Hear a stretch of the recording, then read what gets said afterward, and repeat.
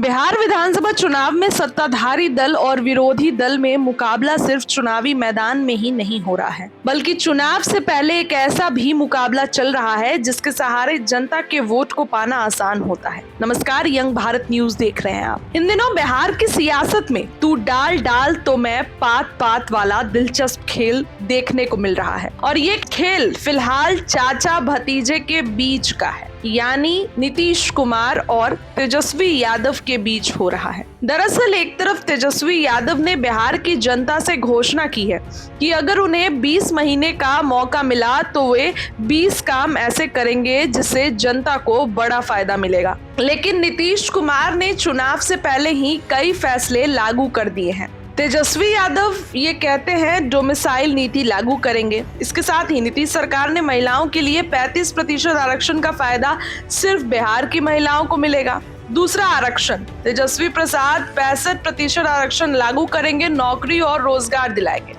नीतीश सरकार ने क्या किया तो चुनाव से पहले 50 लाख लोगों को रोजगार और नौकरी देने के लक्ष्य को हासिल कर लेगी और आरक्षण के मुद्दे पर सुप्रीम कोर्ट के फैसले का इंतजार कर रही है। तीसरा अगर बात करें तो युवा आयोग का गठन, तेजस्वी युवा आयोग बनाएंगे। नीतीश सरकार मंगलवार को आपने देखा कैबिनेट की बैठक में युवा आयोग बनाने पर मुहर लगा दी। चौथा, फ्री फॉर्म माई बहन योजना पेंशन, तेजस्वी निशुल्क परीक्षा फॉर्म भरवाएंगे, पेपर लीक पर पूर्ण लगाम लगाएंगे, माई बहन के खाते में हर महीने 2500 रुपए भिजवाएंगे, सामाजिक पेंशन 1500 रुपए भिजवाएंगे। नीतीश सरकार ने क्या किया तो सामाजिक पेंशन की राशि 400 से बढ़ाकर 1100 कर दी, जिसमें राज्य के जो है वो कई लोगों को लाभ होगा।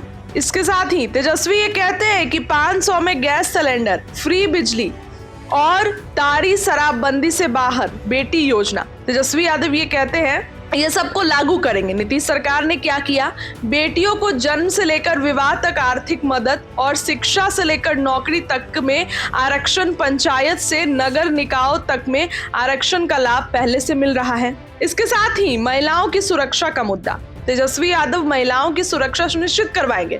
नीतीश सरकार ने क्या किया तो महिलाओं की सुरक्षा की प्राथमिकता है और 2005 के मुकाबले महिलाएं अब ज्यादा सुरक्षित है। शिक्षा विभाग की बात करते हैं, शिक्षा व्यवस्था को तेजस्वी बेहतर बनाएंगे। नीतीश सरकार क्या कर रही है तो शिक्षा व्यवस्था को उत्कृष्ट बनाने के लिए जिला स्तर पर मेडिकल कॉलेज की स्थापना हो रही है और इंजीनियरिंग कॉलेज की व्यवस्था भी। स्कूलों और कॉलेज में छात्र और शिक्षक का अनुपात राष्ट्रीय स्तर से बेहतर है।